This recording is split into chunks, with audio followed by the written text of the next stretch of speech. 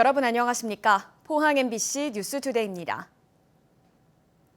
찬바람이 불며 기온이 크게 떨어졌습니다. 오늘 종일 쌀쌀하겠는데요. 경북 동해안은 동풍의 영향으로 모레까지 가끔 비가 내리겠습니다. 조주경 기상캐스터입니다. 아침 공기가 부쩍 차가워졌습니다. 오늘 나오실 때는 따뜻한 옷차림 해주시는 게 좋겠습니다. 포항의 아침 기온은 14.8도로 어제보다 10도가량 낮게 시작하고 있고요. 흐린 날씨가 이어지면서 한낮에도 20도 선에 머물겠습니다. 경북 동해안은 동풍의 영향으로 모레까지 가끔 비가 내리겠습니다. 앞으로 영덕과 울진, 울릉도, 독도에는 최대 50mm, 포항과 경주에도 5에서 20mm가 내리겠습니다. 이어서 자세한 오늘 기온 보겠습니다. 오늘 아침 기온은 13도에서 15도 분포로 어제보다 8도에서 11도가량 낮게 시작하고 있고요. 한낮 기온은 울진 16도, 영덕 18도, 포항과 경주 20도 선에 머물면서 낮 기온도 어제보다 3도에서 6도가량 낮겠습니다.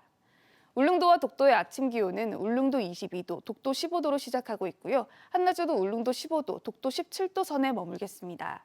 현재 동해남부 먼바다에는 풍랑경보가, 그 밖의 지역에서도 풍랑주의보가 발효 중인데요. 여기에 너울성 파도까지 각별한 주의가 필요하겠습니다. 물결은 전해상에서 최고 4m까지 매우 높게 일겠습니다. 다가오는 한글날 연휴에도 비가 내릴 전망입니다. 날씨였습니다. 어제 열린 국정감사에서 포항 태풍 수해 책임 소재를 놓고 갑론을박이 벌어졌습니다. 민주당은 이강덕 포항시장의 냉천 정비 사업을 주 원인으로 지적한 반면 국민의힘은 최종호 포스코홀딩스 회장의 태풍 대비가 미비했다며 질타를 쏟아냈습니다. 박성아 기자가 보도합니다. 국회 행정안전위원회 국정감사에 증인으로 출석한 이강덕 포항시장과 최정우 포스코홀딩스 회장. 민주당 의원들은 포항 냉천의 범람 원인으로 고향해강 정비 사업을 지목하며 포항시 책임론을 꺼내들었습니다. 언론들이 냉천 정비 사업으로 인해서 피해가 컸다고 이렇게 지적하고 있습니다. 동의하십니까? 31%에서 44% 정도 줄었다고 이렇게 보고서에 나오거든요. 시설물 설치에 치중한 정비 사업으로 냉천이 넘친 것이라며 이번 피해는 막을 수 있었던 인재라고 밝혔습니다. 상류에서 갈수록 하류로 가면 좁아 들어가요. 이게 원래 하천이란 거는 하류로 가면서 넓어져야 되는데 이게 무슨 전시나 치적을 쌓기 위해서 이렇게 하는 겁니까? 하천은 치수가 제대로 돼야 되는 거 아니에요? 이강덕 시장은 냉천 정비 사업으로 오히려 통수량이 늘어났다며 이번 수해는 불가항력적인 자연재해라고 맞받아쳤습니다. 이번에 강우 내린 것은 몇백 년이 넘는 강우이기 때문에 80년도 빈도 넘어서 발생할 수 있는 그러한 사실까지 다 대처하기는 현실적으로 어렵다는 것을 말씀드립니다. 반면 국민의힘 의원들은 냉천 범람의 원인으로 포항제철소 부지 조성 당시 이뤄진 유로 변경을 꼽았습니다. 이번 포스코가 냉천의 범람이라는 얘기들을 많이 합니다. 그렇지만 70년대 냉천의 유역 변경은 결국 포스코의 부지 확보를 위한 거지 않습니까? 포스코가 태풍에 제대로 대비하지 않아 역대급 피해가 발생했다며 최 회장의 당시 행보 등에 대한 날선 질타를 이어갔습니다. 9월 3일 날, 4일 날은 태풍이 온다고 전부 다 긴장하고 경계하고 있는 시점인데 이때 포스코 회장이 골프장에 가 있었다는 게 말이 됩니까? 최정우 회장은 유로 변경 이후 냉천이 범람한 적은 없었다며 포스코는 전 공장 가동 중지 등 대비에 총력을 다했다고 답했습니다. 냉천 유로 변경은 70년대 초반에 있었는데 그 이후 50년 동안 냉천이 범람한 사실이 없기 때문에 저희들이 냉천 범람과 관련한 특별한 이렇게 대비는 없었던 걸로 생각합니다. 이상민 행정안전부 장관은 환경부와의 협의를 통해 지방하천 관리를 분권화하는 방안을 적극 검토하겠다고 밝혔습니다. MBC 뉴스 박성아입니다. 이번 국정감사에서는 경북과 대구의 41곳이 피감기관에 포함돼 감사를 받습니다. 예상되는 주요 쟁점은 무엇인지 이도은 기자가 보도합니다. 이번 국정감사에서 지역의 최대 쟁점은 포항 태풍 피해 복구로 예상됩니다. 벌써 국회가 국감을 위해 경상북도에 요청한 300여 건의 자료 가운데 절반이 포항 태풍 복구 관련입니다. 첫날부터 정부의 소극적인 지원이 도마 위에 올랐습니다. 상하수도 같은 이거는 피해 지자체가 스스로 지원을 하는 겁니다. 근데 어떤 지자체는 조례에 따라 가지고 감면해 준 데가 있고 경북 같은 데는 조례가 없어서 1원도 지원을 못 합니다. 왜 피해를 입은 지자체가 스스로 지원을 합니까? 특별 재난 지역이 선포될 경우에는 지자체가 부담하는 비용의 50%에서 80%까지를 국고에서 다시 지원하는 형태입니다. 최근 정부가 국비 지원 전액 삭감을 예고해 논란인 지역 화폐도 눈여겨볼 대목입니다. 상황에서 오히려 좀 더 적극적으로 이 조치를 취하고 확대를 해도 모자랄 판에 일시익을 삭감한다니요. 그러면 장관님 나서서 말씀을 하셔야죠. 적극적으로. 그렇게 하면 안 된다. 큰일 난다. 지금 뭐 확대나 유지라는 것은 조금 바람직하지는 않는 것 같고요. 그래서 경북 대구 지역의 국정감사는 21일까지 모두 41곳을 대상으로 이어집니다. 11일에는 대구지방환경청인데 국감 단골 이슈였던 낙동강 수질 개선부터 대구 취소원 이전 문제가 다시 부상할 수 있습니다. 17일에는 경북도청에서 경상북도 감사가 예정돼 있는데 지역 소멸 대응과 이철우 도지사의 수도권 상가 분양 매입 등이 쟁점으로 꼽힙니다. 이외에도 경북의 지역 과제인 대구 경북 통합 신공항과 메타버스 추진 상황도 국감 이슈로 주목됩니다. MBC 뉴스 이도은입니다. 제11호 태풍 흰남노의 영향으로 범람한 포항 냉천에 수위 관측소가 없어 정확한 수문 자료를 확보할 수 없는 상태라는 지적이 나왔습니다.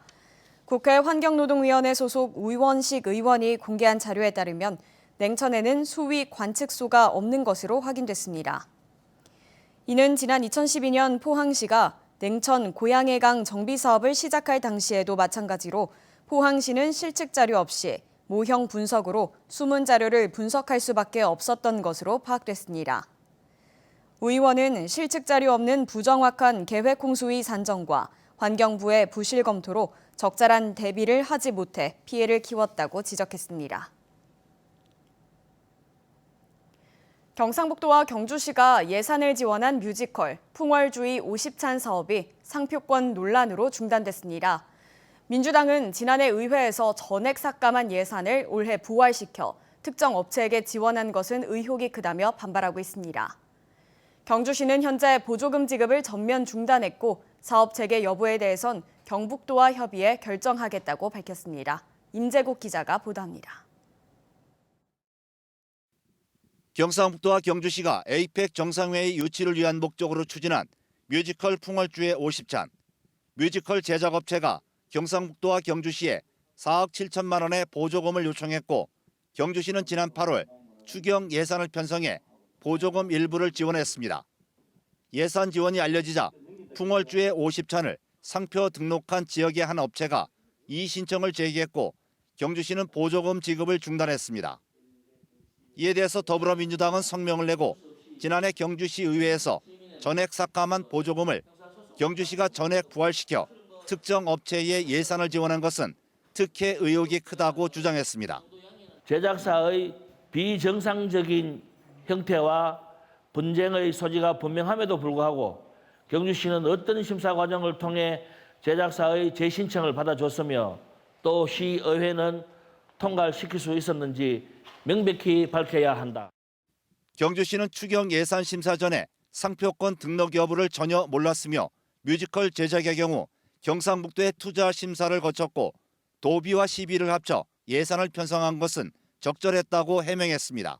매칭 사업, 도비든 시비든 아니면 국비든 매칭으로 내놓으면은 예산이 조금 삭감되더라도 저희들 집행부 입장에서는 그래도 국비 도비가 그대로 살아있는 보이기 때문에 추경에 올려가지고 한번 진행해보는 거는.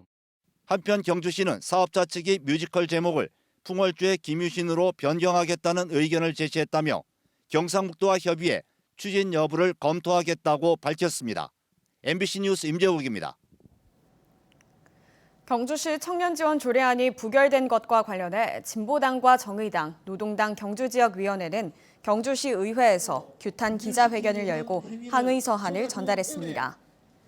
특히 예산 규모가 2조 원이 넘는 경주시가 청년 지원에 필요한 300억 원을 편성하지 못한다는 것은 청년 정책을 포기하는 것이라며 의장 직권으로 청년 지원 조례안을 본회의에 상정할 것을 촉구했습니다. 경북도의회가 오늘부터 2주간 제335회 정례회를 개최합니다. 이번 정례회에서는 지역 원자력 대책과 함께 행정사무감사 계획을 세우고 2021년 회계연도 결산 심사를 할 예정입니다.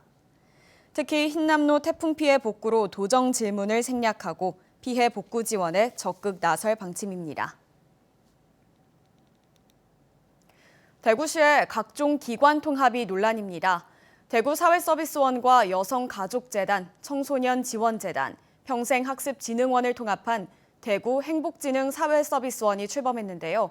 대구시는 기관 통합으로 시너지 효과를 강조하고 있지만 서로 다른 기능이 많아 우려의 시각도 만만치 않습니다. 보도에 권윤수 기자입니다. 민선 8기 대구시의 공공기관 개혁 정책에 따라 대구사회서비스원과 여성가족재단, 청소년지원재단, 평생학습진흥원이 대구행복지능사회서비스원으로 합쳐졌습니다. 약칭 대구행복지능원은 여성과 청소년, 평생교육 분야의 통합적인 사회서비스를 제공합니다. 초대 원장에는 사회복지 분야 박사학위가 있는 정순천 전 대구시 의원이 취임했습니다. 구조개혁 및 민간 협력 강화를 통한 조직 혁신 방안을 마련하여 통합복지 플랫폼으로서 행복진흥원이 발전할 수 있도록 하겠습니다. 대구시는 사회서비스와 청소년 정책을 융합하거나 여성가족 정책과 교육을 접목하는 등 시너지를 낼 수 있다고 통합 취지를 설명했습니다. 기관 대표가 4명에서 1명으로 줄면 예산도 아낄 수 있다고 홍보했습니다. 하지만 대구행복진흥원은 조만간 사회서비스본부와 여성가족본부, 청소년지원본부, 평생교육진흥본부를 두고 본부장급 간부를 별도로 채용할 계획입니다. 본부장 임금이 기존 대표보다는 적겠지만 예산 절감 효과는 그리 크지 않을 걸로 보입니다. 기관은 하나로 통합됐지만 사회서비스본부는 희망복지과, 여성가족본부는 여성가족과, 청소년지원본부는 청소년과, 평생학습진흥본부는 교육협력정책관 등 대구시의 주무부서는 제각각입니다. 기능이 서로 달라 통합의 순기능이 별로 없을 것이라는 전망이 그래서 나옵니다. 초대 원장의 실전 경험이 부족한 정치인이 선임돼 적절하지 않다는 견해도 있습니다. 4개 기관이 통폐합하는 만큼 전문성과 행정 역량이 검증돼야 되는데 어느 건 하나 검증된 바가 없고요. 더군다나 공직선거법 위반 전력까지 있어서 인사에 문제가 있어 보입니다. 대구시는 기관 통폐합 과정에서 고용 승계를 약속했지만 업무 축소와 인원 재배치 문제 등이 생겨 조직 내 크고 작은 갈등의 발생은 불가피해 보입니다. MBC 뉴스 권윤수입니다. 미분양 주택 물량이 해소되지 않아 포항과 경주의 미분양 관리지역 지정 기간이 다시 연장됐습니다. 주택도시보증공사는 제72차 미분양 관리지역 선정 공고를 통해 포항과 경주의 미분양 관리지역 지정 기간을 11월 30일까지 연장한다고 밝혔습니다. 포항과 경주는 지난 3월 16일부터 미분양 관리지역으로는 지정됐으며 8월 말 기준 미분양 아파트는 포항 4,209가구, 경주 1,121가구입니다. 학생 수 감소로 문을 닫은 상당수 폐교가 활용 방안을 찾지 못하고 있습니다. 국회 교육위원회 소속 국민의힘 김병욱 의원이 교육부에서 받은 경북 지역 폐교 현황을 보면 전체 735곳 가운데 57곳이 사실상 방치되고 있고 수요도 거의 없는 것으로 알려졌습니다. 김 의원은 폐교시설 활용을 높이기 위해 교육당국이 보조금을 지원하는 등 폐교를 지역의 활력소로 만드는 방안이 필요하다고 지적했습니다. 시관의 수당을 부정수령해 적발됐지만 징계를 받지 않은 경북 지역 공무원이 90%가 넘는 것으로 나타났습니다. 국회 행안위 김용판 의원이 받은 행정안전부 자료에 따르면 2018년부터 올해까지 경북에서 시간 외 근무를 부정하게 신청해 수당을 받은 공무원이 194명, 환수한 금액은 4,700여만 원입니다.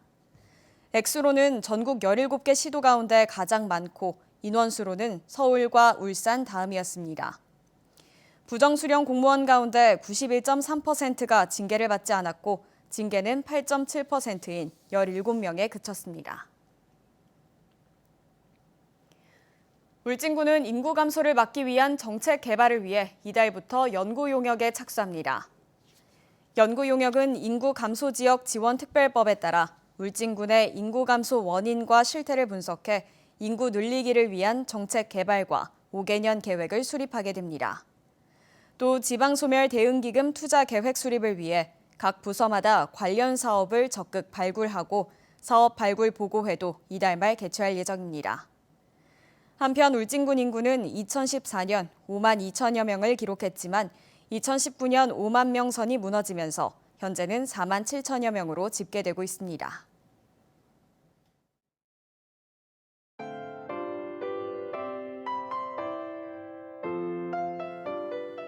아침 공기가 부쩍 차가워졌습니다. 오늘 나오실 때는 따뜻한 옷차림 해주시는 게 좋겠습니다. 포항의 아침 기온은 14.8도로 어제보다 10도가량 낮게 시작하고 있고요. 흐린 날씨가 이어지면서 한낮에도 20도 선에 머물겠습니다. 경북 동해안은 동풍의 영향으로 모레까지 가끔 비가 내리겠습니다. 앞으로 영덕과 울진, 울릉도, 독도에는 최대 50mm, 포항과 경주에도 5에서 20mm가 내리겠습니다. 이어서 자세한 오늘 기온 보겠습니다. 오늘 아침 기온은 13도에서 15도 분포로 어제보다 8도에서 11도가량 낮게 시작하고 있고요. 한낮 기온은 울진 16도, 영덕 18도, 포항과 경주 20도 선에 머물면서 낮 기온도 어제보다 3도에서 6도가량 낮겠습니다.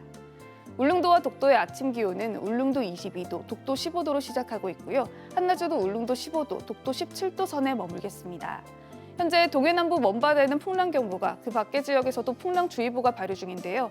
여기에 너울성 파도까지 각별한 주의가 필요하겠습니다. 물결은 전해상에서 최고 4m까지 매우 높게 일겠습니다. 다가오는 한글날 연휴에도 비가 내릴 전망입니다. 날씨였습니다.